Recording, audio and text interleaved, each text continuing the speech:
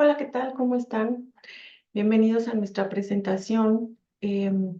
Vamos a revisar un tema muy importante, un tema especial y que a mí me gusta mucho, que es la evaluación y manejo inicial del paciente politraumatizado. Yo soy la doctora Mara Contreras, soy médico adscrito al servicio de urgencias y pues bueno, esto es algo que a mí me gusta y que quiero compartir con ustedes para abrir un poco más el conocimiento o recordar lo que ya hemos aprendido en cuanto al manejo del paciente traumatizado. Vamos a revisar algunos objetivos que vamos a ir identificando en el transcurso de nuestra plática. La importancia de la preparación prehospitalaria y hospitalaria, que es algo muy importante, vamos a revisar. Vamos a identificar la secuencia correcta de prioridades para la evaluación de pacientes lesionados. Explicar cómo contribuye el conocimiento de la historia clínica del paciente, el mecanismo del trauma y identificar las lesiones. Vamos a explicar la necesidad de la inmediata reanimación durante la revisión primaria, reconocer a los pacientes que requieran ser trasladados a otra unidad para su tratamiento definitivo. Vamos a identificar los componentes de la revisión secundaria, a revisar la importancia de la reevaluación del paciente que no responde a la reanimación y manejo, y la importancia del trabajo en equipo en la revisión inicial del paciente traumatizado. Muy bien. Toda nuestra plática, todo lo que vamos a revisar, lo que vamos a estar escuchando, todo esto viene de un protocolo universal que es el ATLS, que la mayoría de nosotros pues ya conocemos. Les voy a platicar un poquito la historia de cómo se formó este protocolo universal para tratar a los pacientes traumatizados. En 1976, en Nebraska, había un cirujano ortopedista que viajaba en una avioneta y se estrelló entre los campos de maíz de cultivo ahí en Nebraska. Su avioneta se estrelló, viajaba su esposa con sus hijos, viajaba él. Entonces, obviamente era un escenario rural, por lo tanto, todos ellos fueron trasladados pues a los pequeños hospitales que había en ese lugar. Y después él menciona que como su familia pues tuvo lesiones importantes, lesiones graves. Él después, ya de tiempo, menciona que si sus familias hubieran sido atendidas de otra manera diferente, la evolución de sus lesiones hubieran sido diferentes. Entonces, por lo tanto, él con los más médicos, cirujanos, traumatólogos, ortopedistas, se reúnen de 1976 a 1980 para estadificar un protocolo, armar un protocolo para la atención de los pacientes politraumatizados. Entonces es hasta 1980 en donde se hace el primer curso sobre el ATLS, que es el tratamiento de estos pacientes traumatizados. ¿Ok? Entonces, pues aquí tenemos, este es sobre el ATLS que nos muestra aquí. El ATLS, esta es una edición anterior, hay otra edición más nueva. La última, el American College of Surgeons de Committee on Trauma. Entonces, toda nuestra plática va a estar basada en el ATLS porque es un protocolo universal. Entonces, así es como vamos a manejar a nuestros pacientes. Aquí no va a haber la experiencia, otras cosas. Es un protocolo universal y es lo que vamos a seguir para llevar un orden, una secuencia, y ustedes lo van a ir viendo de esta manera en el transcurso de nuestra plática. Bueno, primeramente tenemos la preparación. Recuerden que estamos hablando de la valoración inicial en el paciente con trauma y tenemos primeramente la preparación. Y hay dos fases, la fase prehospitalaria y la fase hospitalaria. En la fase prehospitalaria, pues aquí sabemos que quienes son los primeros que llegan a la escena del trauma, pues son los paramédicos. Y los paramédicos deben de estar capacitados también en este programa. Ellos hacen otro curso diferente al ATLS porque ellos hacen lo prehospitalario y ellos tienen un curso especial, un protocolo especial, eh, pues para atender a estos pacientes porque ellos son los primeros que llegan al escenario. Entonces, estos compañeros, los paramédicos, ¿qué es lo que van a hacer a nosotros que estamos en el hospital? Ellos tienen que notificar al hospital receptor antes de que el paciente sea trasladado de la escena. Su atención va a enfatizar el mantenimiento de la vía aérea, el control del sangrado externo y el shock. Y la inmovilización, la correcta inmovilización del paciente para su traslado. Entonces, ellos tienen que minimizar el tiempo en la escena. Ellos tienen que actuar rápidamente. Obviamente, cuando son escenarios pues, más catastróficos, los accidentes, los pacientes que quedan prensados, ellos tienen la capacidad y se especializan para poder extraer a esos pacientes de donde estén, del escenario, y tienen que inmovilizar, atender A, B, C, D, E y llevar lo más pronto posible el paciente hacia su lugar para la atención. Entonces, aquí tenemos algo, la hora dorada. La hora dorada en trauma son los primeros 60 minutos en donde se le debe de dar atención al paciente y en donde si este paciente recibe la atención indicada y adecuada, pues aumenta en gran medida el porcentaje de que ese paciente pues le vaya mejor. Entonces, ellos tienen un margen en donde pues en la primera hora desde el trauma tendrían que llegar al hospital para aumentar el porcentaje de sobrevida de los pacientes. Entonces, cuando los paramédicos llegan a nuestro hospital, ellos también nos van a dar una información muy importante acerca del paciente, del mecanismo de lesión. Entonces, nosotros cuando recibimos estos pacientes debemos estar atentos para escuchar lo que el paramédico nos está diciendo y analizar, porque desde que ellos van entrando o desde que nos notifican vía telefónica que hubo un accidente, desde ese momento nosotros podemos empezar a interrogar a quien nos está avisando cómo fue el accidente, si, cuántos heridos hay, en qué parte fue el accidente, cuáles eran los vehículos, toda la escena del trauma, el mecanismo, todo para nosotros, estando en el hospital, nos podemos dar cuenta de cómo va a llegar nuestro paciente. Igualmente ellos nos pueden decir es un código rojo, es un código amarillo, es un código verde. Entonces tú ya escuchas, pones atención y empiezas a analizar y te empiezas a imaginar el escenario y te vas a empezar a imaginar lo que tienes que preparar y lo que tienes que hacer para recibir a tu paciente en la sala de urgencias. Entonces es importante, es muy importante la fase prehospitalaria y es muy importante escuchar con atención y poner atención al paramédico que te va a traer al paciente. Muy bien. Este es un paciente que yo recibí en el área de urgencias. Este es nuestro hospital. Entonces yo recibo a este paciente y previamente a mí me mencionan que este paciente iba en un caballo, en una cabalgata, que iba rumbo a el Cerro del Cubilete. Lo encontraron en la carretera, y su caballo estaba ahí a un lado. Entonces me dicen que probablemente se cayó del caballo. Pero entonces este paciente llega así de esta manera al servicio de urgencias. No puse la cara del paciente, pero este paciente llegó inconsciente, con una escala de coma de Glasgow de 8 puntos. Pero vean ustedes la manera en la que el sistema prehospitalario me lo entrega.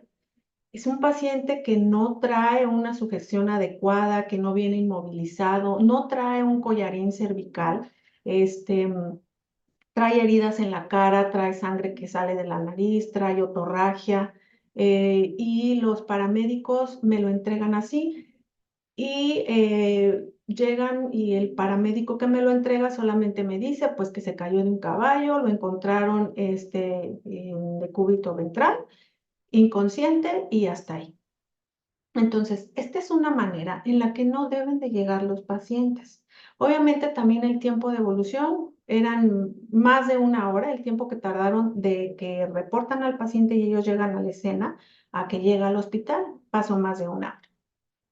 Entonces, así no deben de llegar nuestros pacientes y yo sí hago una recomendación aquí, hablo con los paramédicos y bueno, les pregunto por qué traen así de esta manera al paciente. Este es un paciente grave, este es un paciente con un traumatismo cráneoencefálico grave, ¿no? Fue lo que yo imaginé cuando me comentaron la escena del trauma. Entonces, bueno, así no deben de llegar los pacientes y es muy importante nosotros hacerles ver a nuestro sistema prehospitalario la importancia de traer a los pacientes. Ya lo saben, pero podemos nosotros como médicos en urgencias que vamos a recibir estos pacientes, hacerles notar que no es la manera en la que deben de llegar nuestros pacientes. Bueno, ya en la fase hospitalaria tenemos que tener una planificación previa antes del arribo del paciente. Tenemos que preparar nuestra sala de choque. Siempre ya recibimos previamente, nos mencionan el escenario del trauma y el código en el que viene el paciente, entonces nosotros preparamos. Y si no nos avisan, pues nuestra sala de choque ya debe de estar lista. Desde que llego a urgencias, desde que llego a mi sala de choque, yo ya debo de verificar que mi sala de choque esté completa y que todo lo que yo voy a utilizar para atender a mi paciente esté completo y esté en buenas condiciones. Entonces, nuestra área de reanimación la vamos a revisar y vamos a checar que esté completo. Nuestro equipo de vía aérea que debe de ser adecuado y debe de estar operativo, es decir, que esté funcional. Que tengamos las soluciones cristaloides intravenosas que vamos a utilizar, que van a ser tibias. Vamos a tener nuestros sistemas de monitoreo apropiados y que vamos a tener también un protocolo de asistencia médica, avisar al laboratorio, avisar a radiología y lo que nosotros ya en nuestro código, nuestro equipo, tengamos que utilizar. También hay que tener acuerdos de traslados con centros de trauma verificados y establecidos y que estén operacionales. Si nos va a llegar un paciente con un trauma craneoencefálico severo, pero aquí no tenemos un neurocirujano, pues ya tenemos que tener en mente y con nuestros directivos, con nuestras jefaturas, hacia dónde tenemos que enviar a estos pacientes para su tratamiento definitivo. Y también aquí es muy importante que tengas que tener tus precauciones estándar de protección médica. Obviamente, en nuestra sala de choque tenemos que tener nuestros guantes, nuestras batas, gogles, gorros para nuestra protección y eso es sumamente importante. Muy bien. Dentro de esto también tenemos que hablar acerca del triage. ¿Qué es el triage? Bueno, el triage es una selección de pacientes basada en los recursos requeridos para el tratamiento y los recursos disponibles en nuestra unidad médica. Aquí también evaluamos a los pacientes de acuerdo a la severidad de las lesiones y aquí es en donde también desde el sistema prehospitalario nos van a mencionar en qué código viene el paciente. Es un código rojo, que es un paciente grave, un código amarillo, un código verde. También aquí evaluamos la probabilidad de sobrevida de acuerdo a las lesiones que estén comprometiendo al paciente. También aquí involucra si hay incidentes con múltiples víctimas. ¿Y esto a qué se refiere? A que el número de pacientes y la severidad de las lesiones no va a exceder la capacidad de brindar atención en mi unidad. Luego hay otro que es los eventos con saldo masivo de víctimas. Aquí el número de pacientes y la severidad de sus lesiones sí excede la capacidad del hospital. Entonces aquí, en este escenario, los pacientes con mayor probabilidad de sobrevida que requieran el menor tiempo de atención y equipamiento y con los recursos que tenemos, pues van a ser atendidos. ¿De acuerdo? Muy bien. Ahora, vayamos a revisar la correcta secuencia de prioridades. Muy bien. En la revisión primaria con reanimación simultánea, ¿qué vamos a hacer aquí? En este punto vamos a identificar las lesiones que tienen riesgo de muerte. Son las lesiones que ponen en peligro la vida del paciente y que las vamos a identificar y tratar al mismo tiempo. Entonces aquí los pacientes son evaluados y sus prioridades de atención se establecen basadas en su lesión. Esto lleva un orden lógico y un orden secuencial. Y aquí tenemos nuestra famoso ABCDE. Entonces, esta evaluación la puedes hacer rápido. En 10 segundos puedes evaluar A, B, C y D en un paciente politraumatizado. Después, obviamente, nos vamos a ir con calma revisando cada punto, pero ¿cómo vamos a evaluar desde un inicio cuando te entregan tu paciente al sistema prehospitalario? Llega tu paciente y escuchas lo que el sistema prehospitalario te menciona acerca del mecanismo de lesión. Entonces, tú lo primero que puedes hacer es dirigirte al paciente y preguntarle, ¿cómo te llamas? Si el paciente te contesta, tú ya estás evaluando que si es un paciente que te contesta, me duele algo, ya es un paciente que está consciente, que puede estar orientado y que, bueno, ya tienes ahí una revisión de A y B, ¿no? Entonces, en 10 segundos tú puedes preguntarle al paciente. Puedes preguntarle cómo te llamas, qué te pasó y te va a responder o no te va a responder. Si el paciente no te responde, pues ya estás pensando que ese paciente está mal, que está grave, ¿no? Bueno, entonces, tenemos estos puntos A, B, C, D, E que vamos a revisar. La letra A, bueno, es comprobar la vía aérea con un correcto control cervical y lo vamos a especificar más adelante. La B es la frecuencia respiratoria. Aquí vamos a valorar una buena ventilación. La C es la circulación con control de hemorragia. La D es el déficit neurológico, donde vamos a revisar la escala de coma de Glasgow. Y la E es la exposición del paciente que lo vamos a exponer y vamos a llevar un control para no llevar a la hipotermia a estos pacientes. Lo vamos a revisar más detenidamente en los siguientes puntos. Bueno, vamos a revisar la A. La A es la vía aérea. Aquí tenemos el mantenimiento de la vía aérea con restricción del movimiento de la columna cervical. ¿Qué vamos a hacer aquí? Vamos a determinar la permeabilidad de la vía aérea. La vía aérea puede estar comprometida por fracturas faciales, fracturas mandibulares, por cuerpos extraños, podemos tener lesiones en la tráquea, lesiones de laringe. Entonces, aquí nos vamos a enfocar en que nuestra vía aérea esté libre, esté permeable. ¿De acuerdo? Todo trauma, todo paciente traumatizado que tenga lesiones por arriba de las clavículas debe sospechar que puede tener compromiso en la vía aérea. Bueno, entonces, ¿qué vamos a hacer en la revisión de la vía aérea con estos pacientes? Vamos, como les comentábamos, a preguntarle al paciente, ¿no? ¿Cómo te llamas? Si te respondes que esa vía aérea, pues por el momento está permeable. Pero ya cuando te llega tu paciente, pues tienes que hacer una revisión rápida. Vas a abrir la vía aérea siempre controlando la columna cervical y ahorita les voy a explicar pues, por qué.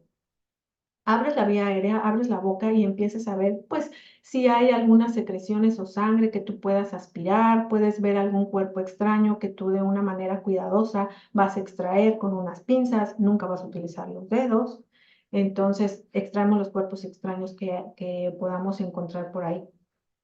Y hay que estar revaluando constantemente su permeabilidad, ¿de acuerdo?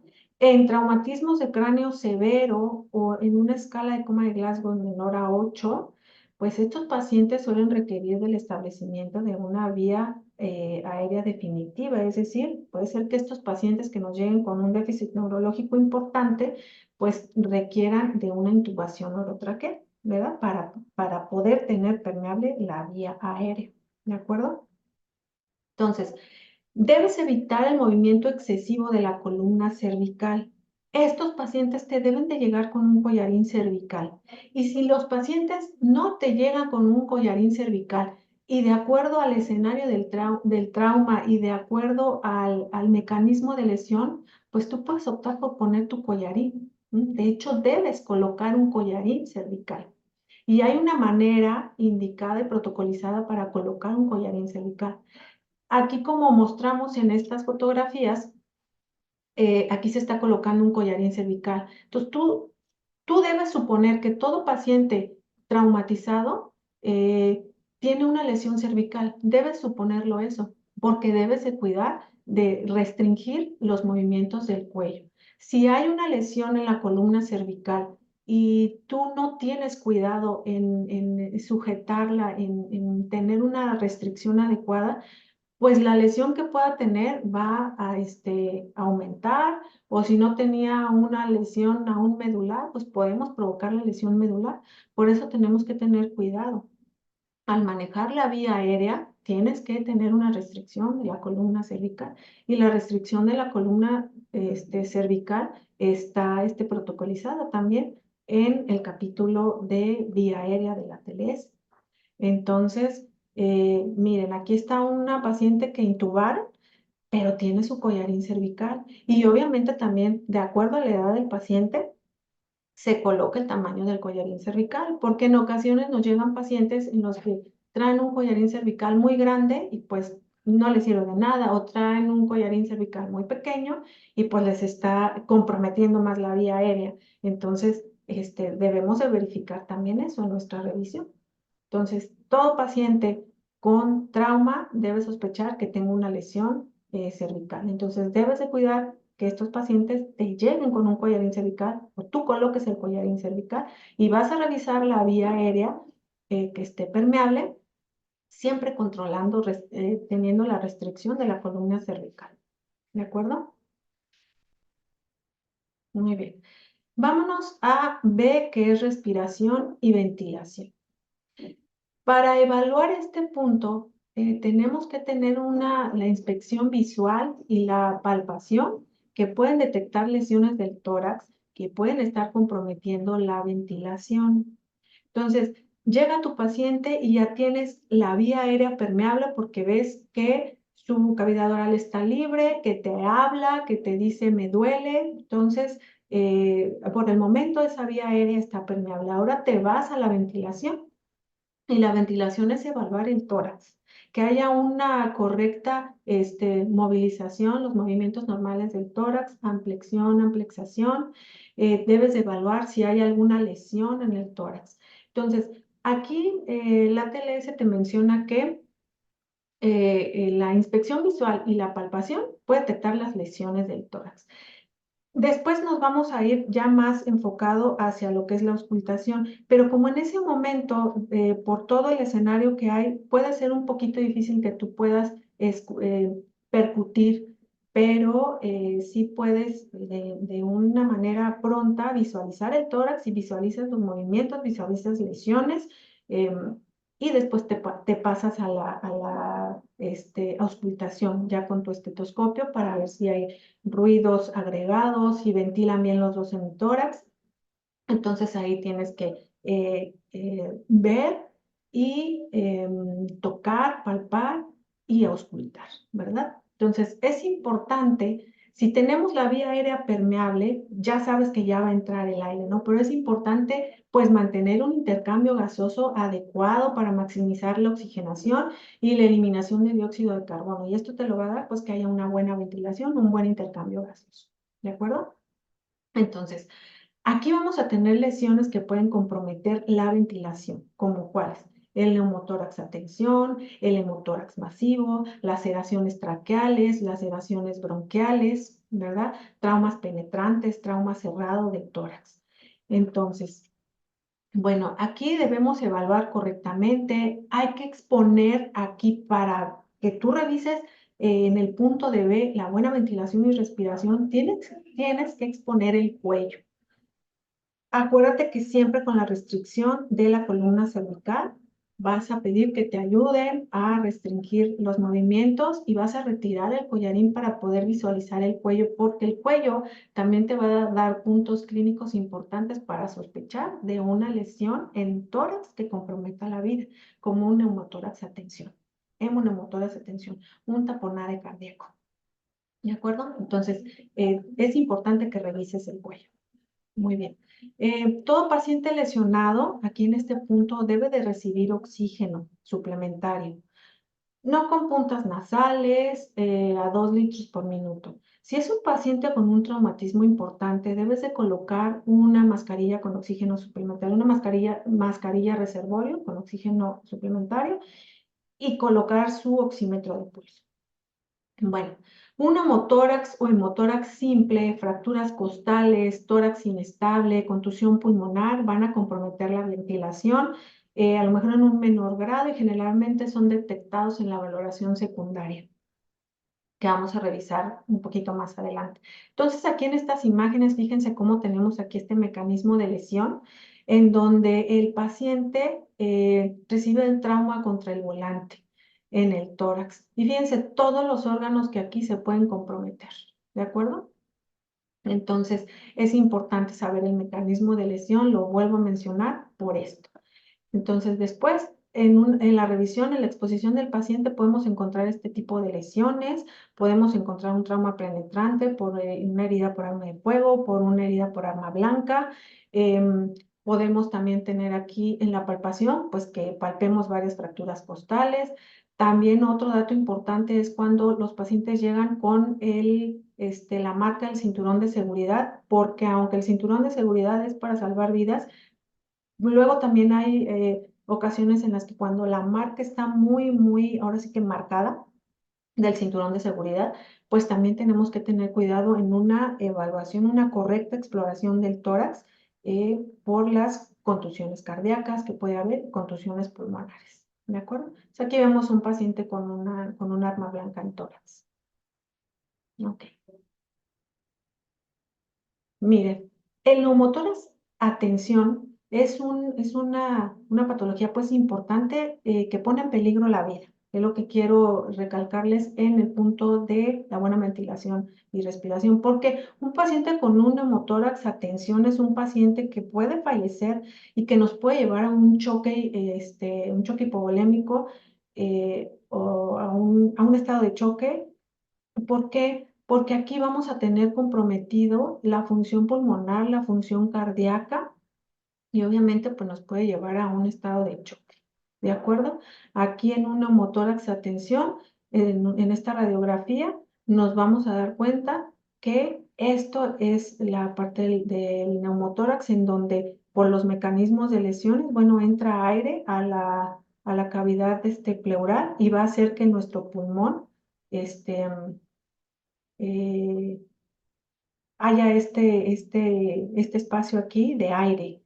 Entonces, en la radiografía, pues vamos a encontrar que toda la parte del mediastino, la tráquea, el pulmón contralateral, la silueta cardíaca, pues van a estar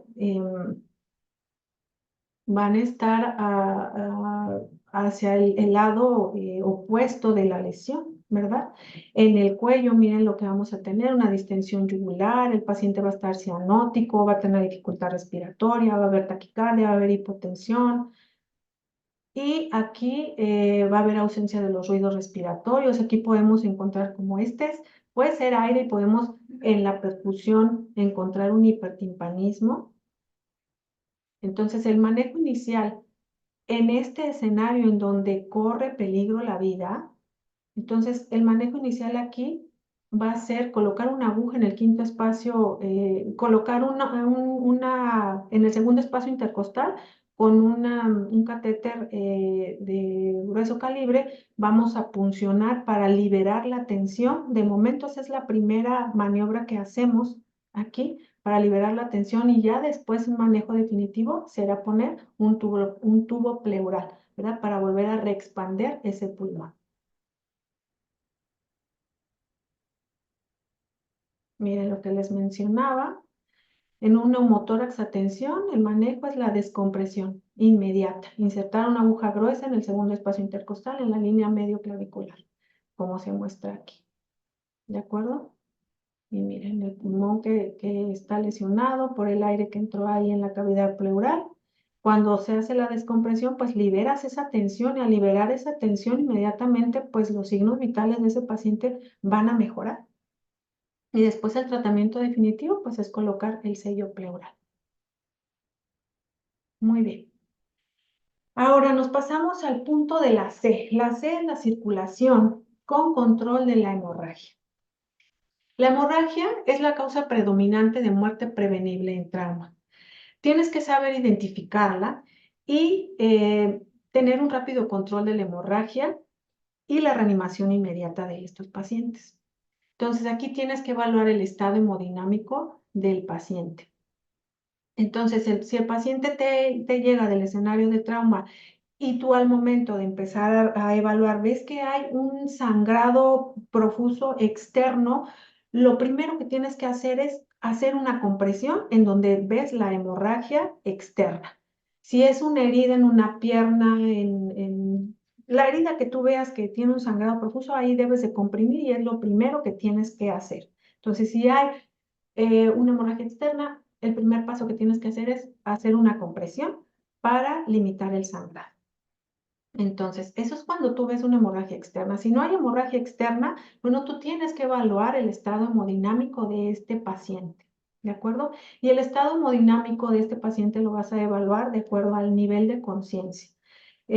Cuando hay una pérdida de sangre importante, obviamente vamos a tener un paciente que puede llegar inconsciente o con un deterioro neurológico. ¿Por qué? Porque pues si hay una menor cantidad de sangre, va a haber una menor perfusión cerebral, ¿de acuerdo? Entonces hay que evaluar el nivel de conciencia, la perfusión de la piel.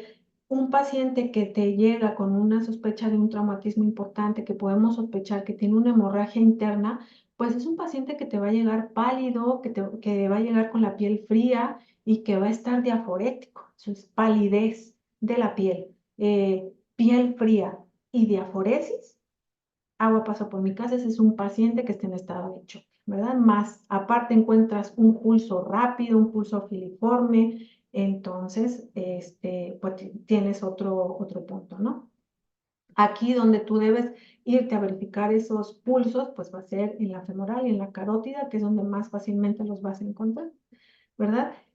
Tienes que verificar de acuerdo sus signos vitales, la tensión arterial, en donde vas a encontrar hipotensión, y también tienes que verificar pues el llenado capilar, ¿de acuerdo? Entonces, si hay alteración en todos estos puntos, pues obviamente tienes que pensar que tu paciente está en un shock hipovolémico hemorrágico.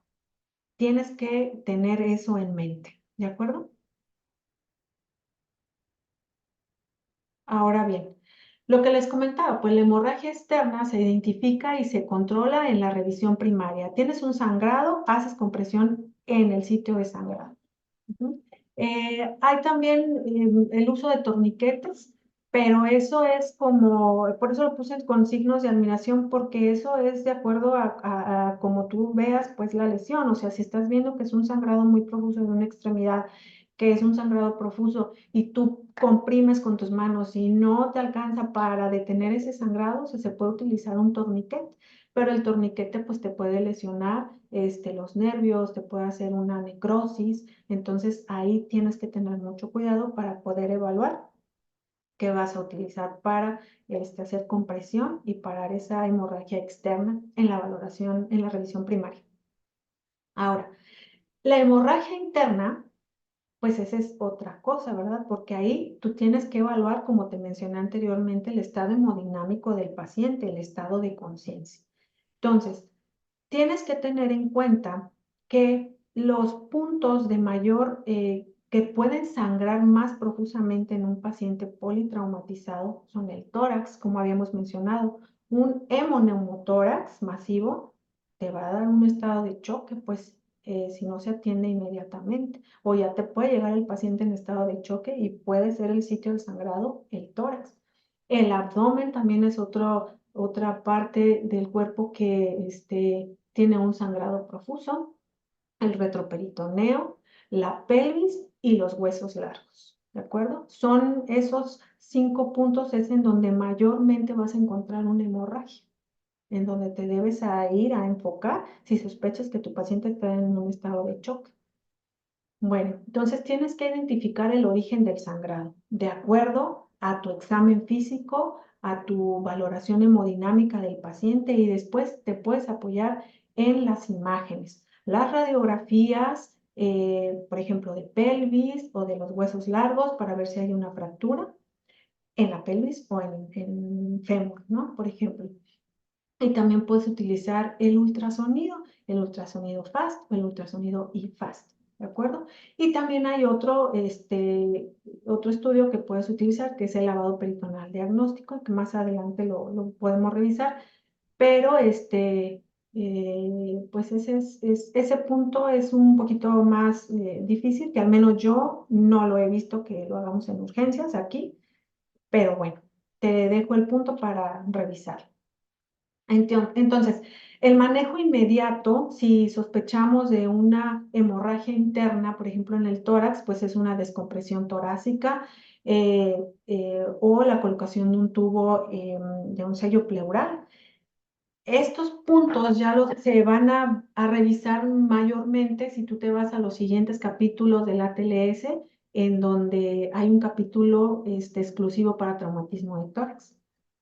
Entonces, hay que descomprimir el tórax, poner el sello pleural, y si es un sangrado profuso, pues ahí inminentemente tiene que pasar a quirófano, ¿verdad?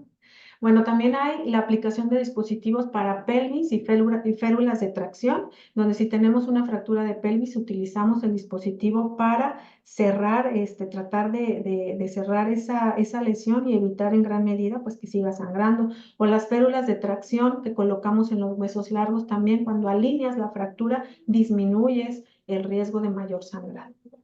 Y obviamente pues está el tratamiento definitivo, que es el quirúrgico, ¿verdad? O la radiología intervencionista si es indicado. Entonces, aquí el tratamiento definitivo cuando encuentras una hemorragia interna es inminentemente quirúrgico y tenemos que hablarle pues al cirujano, ¿de acuerdo? Entonces, ahí te dejo esos puntos que son importantes.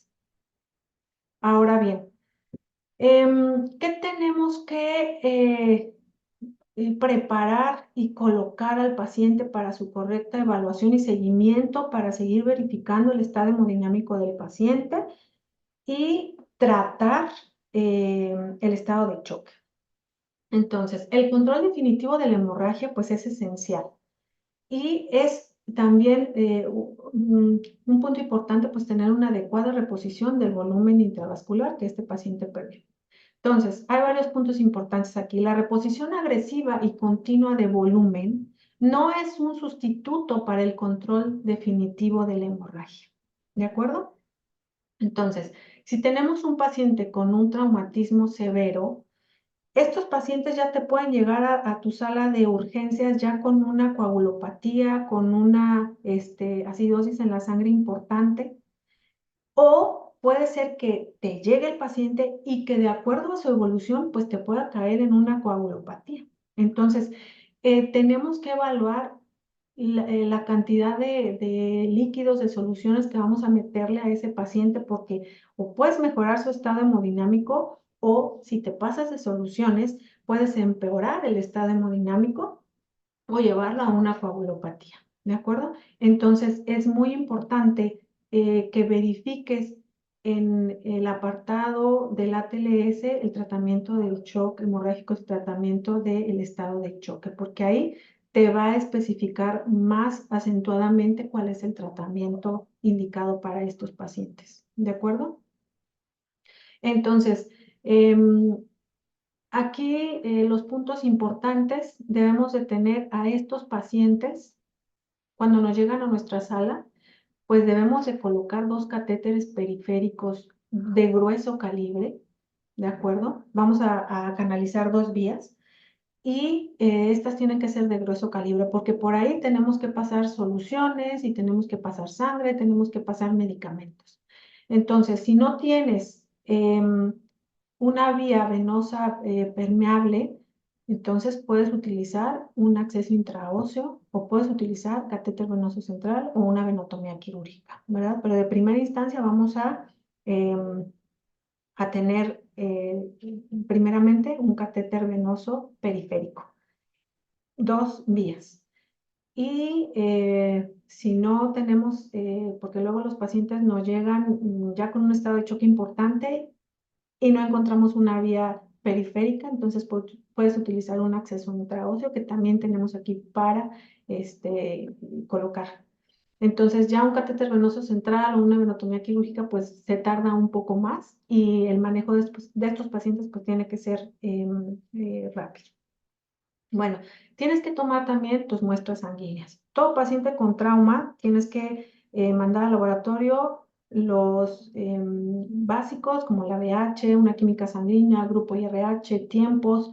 Tienes que hacer prueba de embarazo a toda paciente en edad fértil, la tienes que hacer. Y tienes que tomar tus pruebas cruzadas porque ese paciente probablemente va a requerir de sangre y tienes que tomar tu gasometría arterial, que es muy importante. La gasometría arterial te va a dar un parámetro grande de cómo está tu paciente y de cómo va a seguir tu paciente, ¿no? Si se menciona que hay una triada mortal en la gasometría en donde tú vas a encontrar, si hay una acidosis, hay una hiperlactatemia y hay un déficit de base importante, pues tu paciente está grave. Entonces, la gasometría es muy importante y la gasometría la tienes de una manera inmediata. Bueno, ahora, el uso de líquidos, los líquidos parenterales que vamos a utilizar, pues son los cristaloides y van a ser las soluciones endovenosas que tienen que ser tibias y tienen que estar almacenadas en un ambiente de 37 a 40 grados centígrados. Entonces, deberíamos de tener un equipo en donde podamos tener pues todo el tiempo soluciones cristaloides tibias.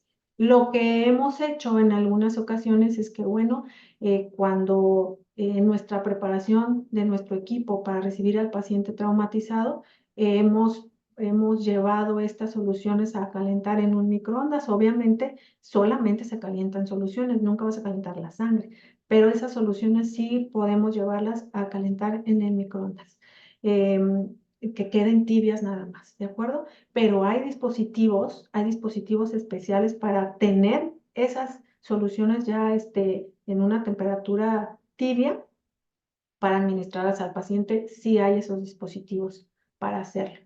Entonces, la ATLS menciona que un litro de solución isotónica puede dar respuesta apropiada en un adulto si te puede dar una respuesta apropiada, un litro de solución. Si el litro de solución que tú ya administraste a ese paciente no ha mejorado los signos vitales de ese paciente, quiere decir que ya ese paciente va a necesitar sangre. Entonces, ya no metas más líquidos. Dice que más de 1.5 litros de cristaloides aumenta la probabilidad de muerte. Es por eso que en el tratamiento del estado de choque del paciente es muy importante verificar y que tengas en mente y el conocimiento de cómo administrar los líquidos. Entonces, porque si metemos líquidos de más, en vez de mejorar el estado del paciente, lo vamos a empeorar. ¿De acuerdo?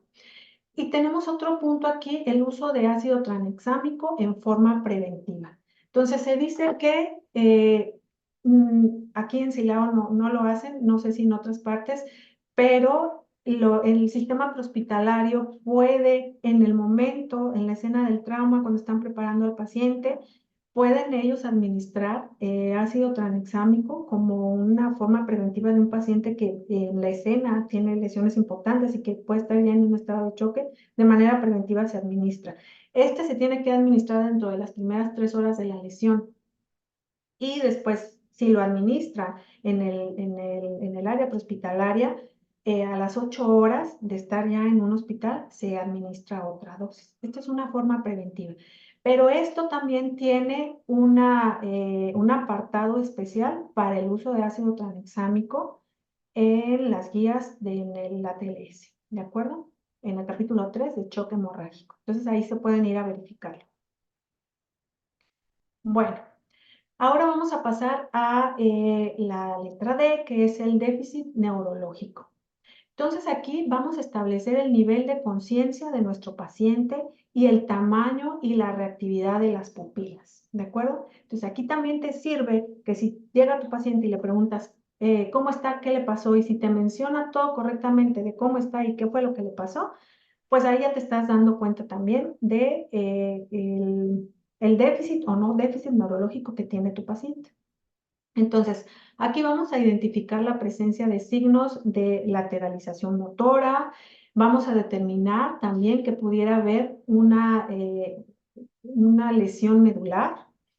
Y este punto también te puede ayudar a identificar la disminución de la oxigenación por la perfusión cerebral o que haya una lesión cerebral directa. Es decir, que a lo mejor es un paciente que viene en estado de choque y que su déficit neurológico pues está alterado, está disminuido, pero que muy probablemente es porque está en un estado de shock. Si está en un estado de choque va a tener una menor perfusión cerebral, ¿sí? O que su déficit neurológico sea directamente por una lesión cerebral ya directa. En este caso, pues nuestros pacientes se deben evaluar adecuadamente, aportarles oxígeno, que tenga una buena ventilación y verificar la perfusión hemodinámica de este paciente.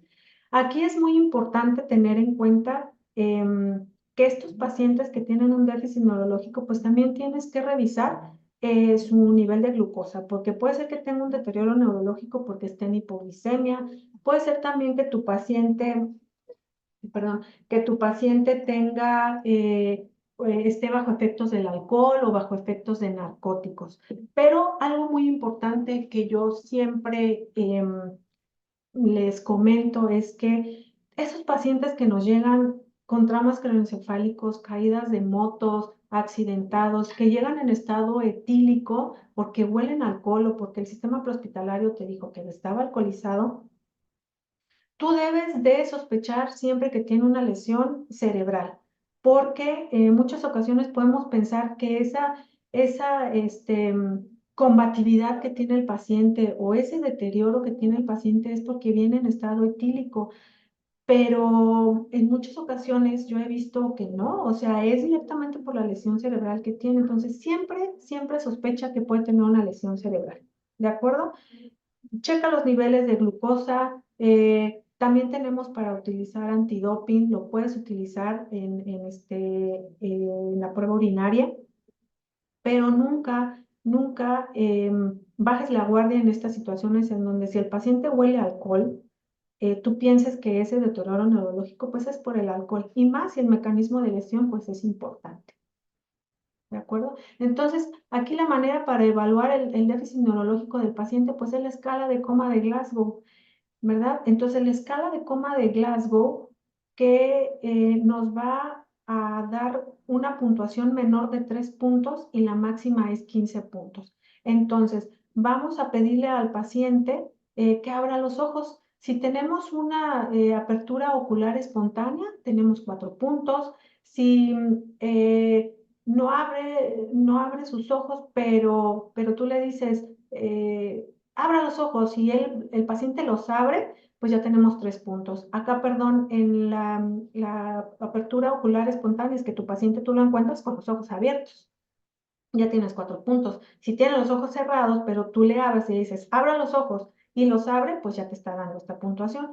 O si no abre los ojos a tu orden, pero haces un mecanismo para provocar dolor y abre los ojos, tienes otro puntaje. O si no te responde el paciente, bueno, pues aquí tienes otro puntaje que es el menor, que es 1. Entonces, valoramos también lo verbal, ¿de acuerdo? Si este paciente está orientado y está conversando, ya tiene 5 puntos. Si te habla pero está desorientado, hay otra puntuación de 4. Pero si te dicen palabras inapropiadas, es otra puntuación. O si te hace sonidos incomprensibles, que el paciente solamente se queja o hace sonidos pues que no te llevan a nada, es un sonido incomprensible, es otra puntuación. O si no hay una respuesta verbal, pues tienes la menor puntuación. Y en el punto de lo motor, igual. Obedece a órdenes verbales, que mueva sus brazos, que levante un dedo, que mueva la pierna, tienes una puntuación de 6. Si solamente te localiza con dolor, perdón, tienes otra puntuación. O si hay retirada y flexión anormal o una extensión, estos 3 puntos ya te están llevando a que pueda haber una lesión aquí cerebral importante o que no tenga pues ninguna respuesta. Asimismo, evalúa la escala de coma de Glasgow y también tienes que evaluar la reactividad de las pupilas, el tamaño de las pupilas y si las pupilas están isocóricas o ya hay una anisocoria. ¿De acuerdo? Bien. Entonces, el déficit neurológico, aquí tenemos, repetimos otra vez, la escala de coma de Glasgow, que es menor o igual a 8 puntos. Hay que evaluar la necesidad de intubar a ese paciente. ¿De acuerdo? Vamos a pedir una tomografía de cráneo si sospechamos que el paciente pues tiene una lesión cerebral. O una tomografía de columna si sospechamos que el paciente pudiera tener alguna lesión medular.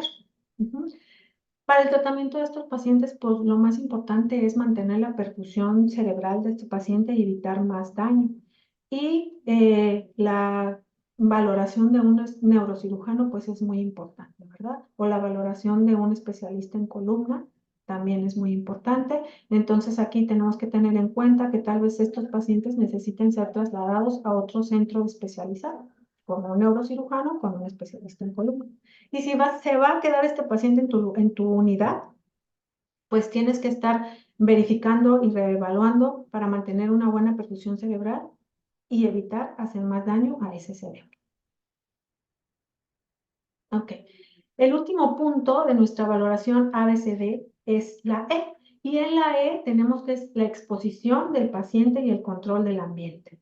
En este punto, ¿qué vas a hacer con tu paciente? Tienes que desnudar completamente al paciente. Vas a cortar su vestimenta para poder facilitar su revisión. Cuando son pacientes traumatizados, de acuerdo al mecanismo de lesión y de acuerdo a lo que te comenta el sistema prehospitalario y cómo llegue tu paciente, pues lo ideal es que cortes con unas tijeras toda la ropa para que expongas al paciente. No vas a desabrochar el cinturón, a bajar el pantalón, a subir los brazos para quitar la blusa o la chamarra. Tienes que utilizar tus tijeras, exponer, cortar la ropa del paciente, que es lo más indicado. Y en este punto, pues también tienes que prevenir la hipotermia. El paciente que te llega grave, ese paciente ya viene con un grado de hipotermia. Si ese paciente ya llega en un estado de choque, va a estar con hipotermia. O si ese paciente te llega porque lo encontraron en la Sierra de Santa Rosa, que estuvo nevando, pues ese paciente te va a llegar en hipotermia. Entonces, de acuerdo a cómo tu paciente llegue y al mecanismo de lesión y dónde lo encontraron, pues tú tienes que prevenir la hipotermia. Entonces, tienes que cubrir al paciente con mantas calientes o con un dispositivo de calor externo. El ambiente en donde se va a trabajar con ese paciente, pues también debe de ser cálido, ¿de acuerdo? Y las soluciones parenterales que vas a administrar, pues deben de ser soluciones tibias. Entonces, como te menciono, hay pacientes que llegan con hipotermia. Entonces, la hipotermia es una complicación potencialmente letal. Y aquí hay que llevar medidas agresivas de reanimación para prevenir la pérdida de calor o restaurar la temperatura corporal normal. Y lo que te comentaba, este es un dispositivo para mantener calientes las soluciones. Estas son las mantas especiales que se pueden utilizar, las mantas térmicas, para mantener la temperatura del paciente. ¿De acuerdo? Entonces, en el punto E es esto, exponer al paciente controlando o evitando la hipotermia, ¿de acuerdo? Y si tienes un paciente con hipotermia, que es una complicación potencialmente letal, tienes que llevar tus medidas agresivas para calentar ese paciente. Bueno, nos pasamos al siguiente punto, que son los anexos a la revisión primaria y a la reanimación. En este punto, lo que tienes que hacer es... el primer punto es monitoreo electrocardiográfico. O sea, cuando llega tu paciente a tu sala de choque, inmediatamente y consecutivamente tienes que tener a tu paciente cardiomonitorizado. ¿Por qué? Porque depende de las lesiones que tenga tu paciente, pues puede tener una contusión cardíaca, puede ser una quemadura eléctrica, puede ser un taponade cardíaco y esos pacientes se pueden llevar a arritmias cardíacas o a una actividad eléctrica sin pulso, por ejemplo, en un taponade cardíaco. Por eso tienes que tener tu paciente cardiomonitorizado. Tienes que tener tu oxímetro de pulso, porque el oxímetro de pulso te va a dar el parámetro de si tu paciente es un punto o un aditamento que te puede dar el parámetro de que tu paciente esté teniendo un buen intercambio gaseoso, una buena ventilación. Entonces, tenemos que tener el monitoreo de la oxigenación. Obviamente tus signos vitales, la frecuencia respiratoria, puedes tener un capnógrafo, y la medición de gases arteriales con una gasometría, ¿de acuerdo? Estos puntos se utilizan pues para monitorizar los patrones respiratorios del paciente que sean adecuados, y la gasometría, como te comenté, te provee de información sobre el estado ácido-base del paciente. En el escenario del trauma, los bajos niveles de pH y el exceso de base pues nos van a indicar un shock. Por eso es importante la gasometría arterial. También es importante colocar una sonda vesical y una sonda nasogástrica. Una sonda vesical, ¿por qué? Porque tienes que estar revisando el gasto urinario. En un paciente con un choque hemorrágico hipovolémico, el gasto urinario también te va a dar el grado del estado de choque en el que se encuentra tu paciente. Aquí solamente que tienes que tener en cuenta que en algunos pacientes está contraindicado colocar una sonda vesical, una sonda Foley. ¿Por qué? Bueno, cuando hay presencia de sangre en el meato uretral o cuando hay una equimosis en el perine, ¿verdad? Ahora, la sonda nasogástrica, ¿para qué la vamos a utilizar? La sonda nasogástrica es para descomprimir cuando hay una dilatación gástrica, para disminuir el riesgo de aspiración gástrica del paciente. Entonces, y también podemos utilizarla, nos puede evaluar si hay la presencia de hemorragia digestiva por trauma. También tiene sus contraindicaciones. Si tú estás sospechando de un traumatismo, de la fractura de la lámina cribiforme del etmoides, de piso medio del cráneo, entonces no vas a colocar una sonda nasofaringea, pero la puedes colocar orofaringea. ¿De acuerdo? Bueno, aquí también tenemos que los exámenes radiológicos y los estudios diagnósticos. Estos no deben retrasar la reanimación ni el traslado del paciente para el tratamiento definitivo, ¿de acuerdo? Y es muy importante que antes de mover a tu paciente a una sala de rayos X, a una sala de tomografía, tu paciente primero tiene que tener la valoración inicial. Jamás vas a mandar un paciente que te va llegando en la ambulancia: sospecho de una fractura, aunque sea una fractura de muñeca o una fractura del tobillo, no lo puedes mandar inmediatamente a la sala de rayos X. Siempre tienes que evaluar a tu paciente primero, la valoración inicial. ¿De acuerdo? Entonces, la radiografía, los estudios diagnósticos, prioritariamente lo tienes que hacer en tu sala de choque. ¿De acuerdo?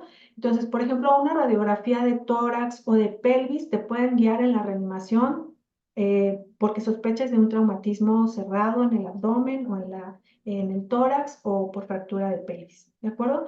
Y el ultrasonido FAST o el eFAST y el lavado peritoneal diagnóstico. Nosotros aquí utilizamos pues el ultrasonido, el FAST, eh, o les digo, yo nunca he visto aquí que se haga un lavado peritoneal diagnóstico, casi siempre es la clínica del paciente, el ultrasonido FAST que utilizamos para evaluar estos pacientes, ¿de acuerdo?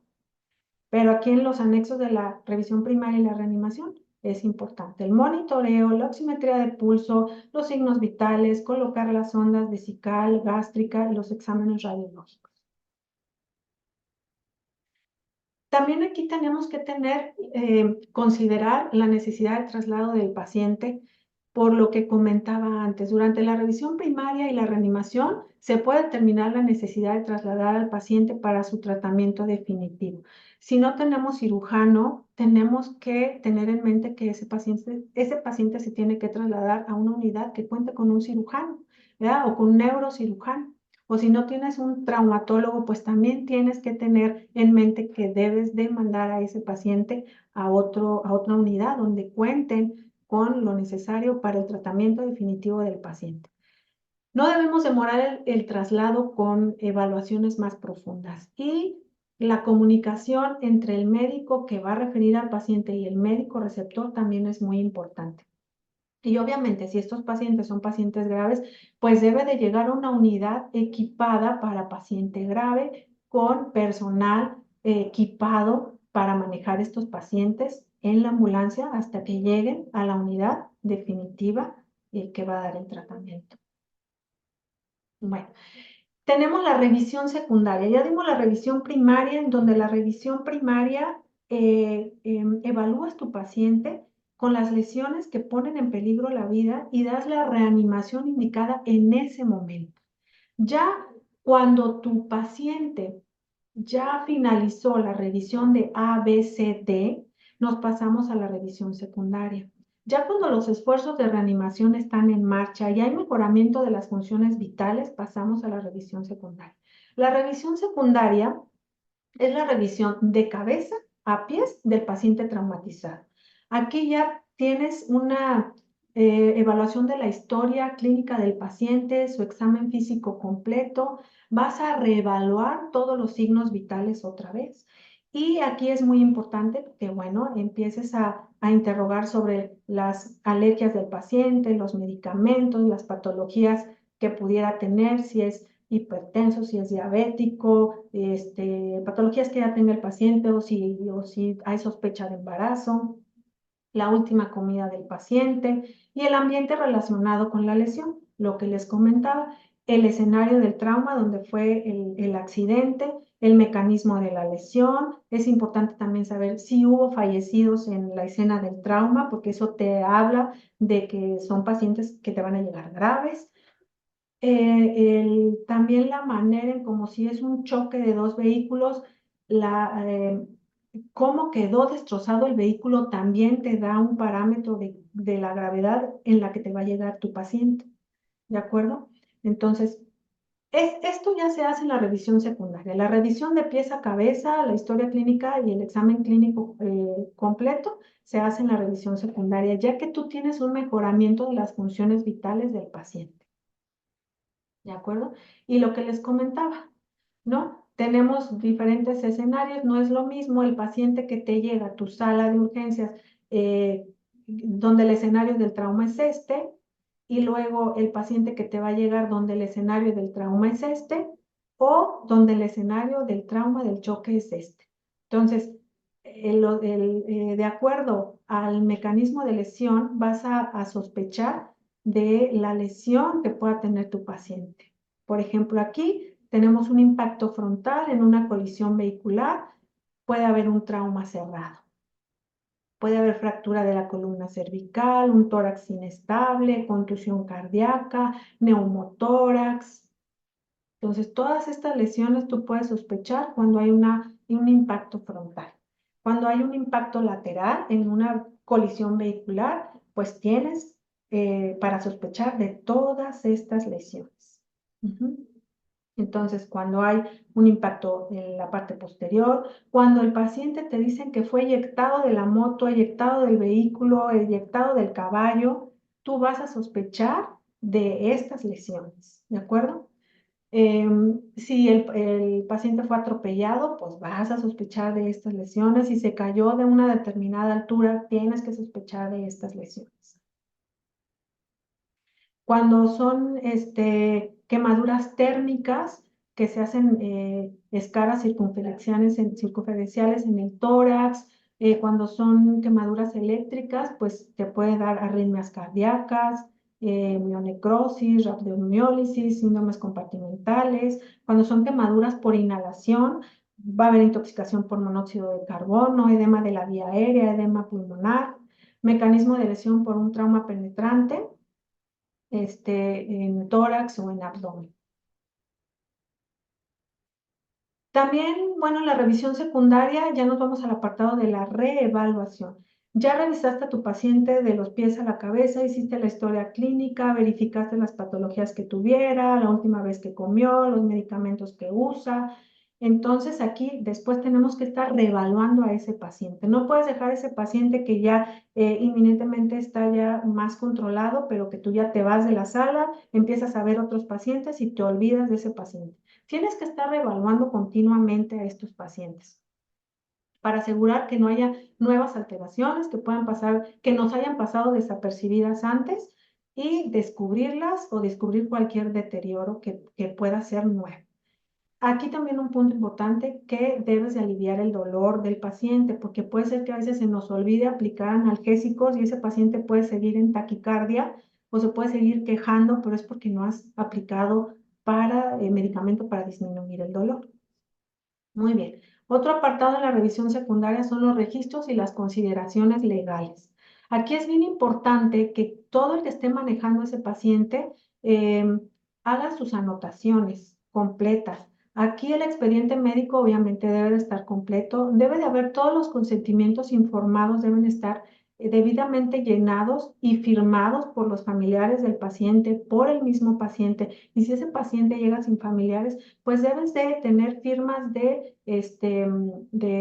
tus enfermeras o de los demás médicos que firmen esos consentimientos, porque obviamente pues estuviste realizando acciones para salvar la vida de ese paciente. Y tienes que dar aviso al Ministerio Público, sobre todo pues si son pacientes que llegan por violencia, pacientes que llegan violentados, accidentados, tienes que dar aviso al Ministerio Público y que quede en tu expediente, en tu nota médica, que avisaste al Ministerio Público. Eso es importante. Y por último, el trabajo en equipo. El trabajo en equipo aquí es importante porque nosotros deberíamos de trabajar en protocolizar el código trauma, así como hay el código Mater, así como hay el código Plata, debemos de tener un código trauma, ¿de acuerdo?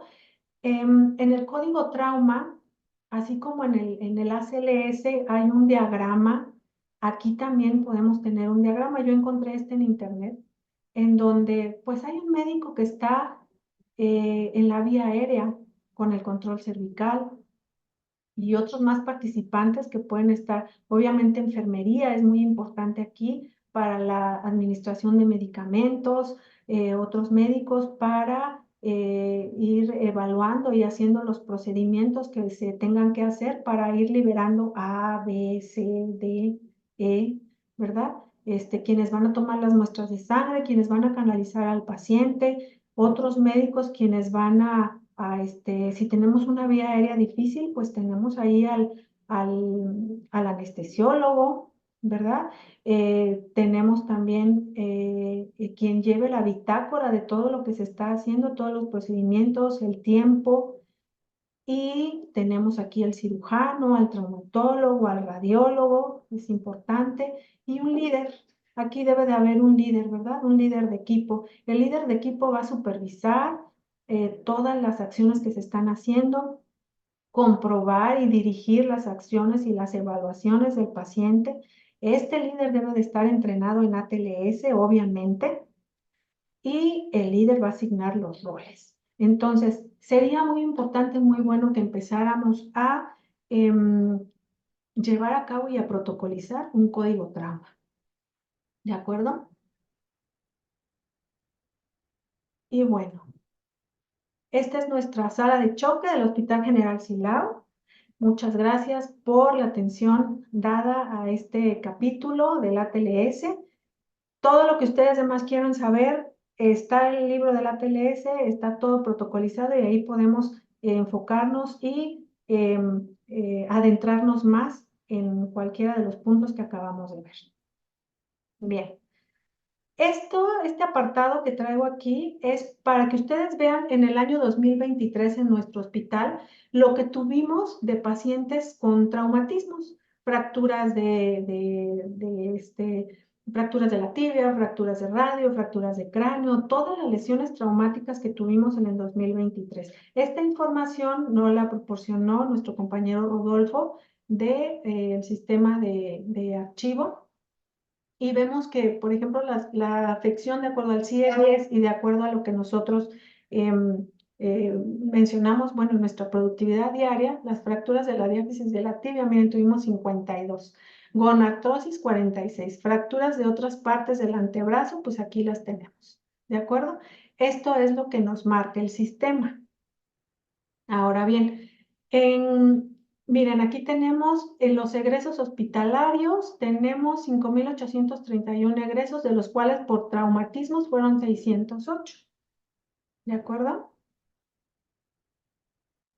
Y los tipos de trauma en piso, por ejemplo, los que tuvimos hospitalizados, traumas cráneoencefálicos tuvimos 56, trauma de abdomen y tórax 17 y quemaduras 18, solo en el 2023. Y es lo que nos arroja el sistema. Entonces, el total de traumatismos en urgencias de los pacientes con traumatismos o con lesiones, en primer lugar tenemos el alacranismo. Las intoxicaciones por veneno de alacrán, tuvimos 1558. Después tuvimos traumatismos superficiales múltiples no especificados, 776. Trauma de cráneo no especificado, 366. Trauma en el cuerpo, 182. Pero los primeros tres son las picaduras de alacrán, los traumatismos superficiales y el trauma cráneoencefálico. El trauma cráneoencefálico está en tercer lugar. Y de ahí en adelante, pues tenemos más, ¿no? Las demás lesiones que encontramos. Igual aquí tenemos el total de urgencias en el 2023, 24,776, de las cuales fueron 6,409 pacientes con trauma. Y en urgencias atendimos en el 2023 366 traumas cráneoencefálicos, 15 traumatismos abdominales y de tórax, 55 pacientes por quemaduras y hubo 17 defunciones por trauma, pero no tengo especificado de qué fallecieron. Pero por lo general siempre son trauma craneoencefálico o choque hemorrágico, hipovolémico hemorrágico. Y bien, bueno, pues espero que haya sido de su agrado esta información que les traje y pues bueno, quedo a sus órdenes para cualquier pregunta, para cualquier duda. Estoy ahí en urgencias como siempre y bueno, pues les deseo un feliz día y muchas gracias por su atención.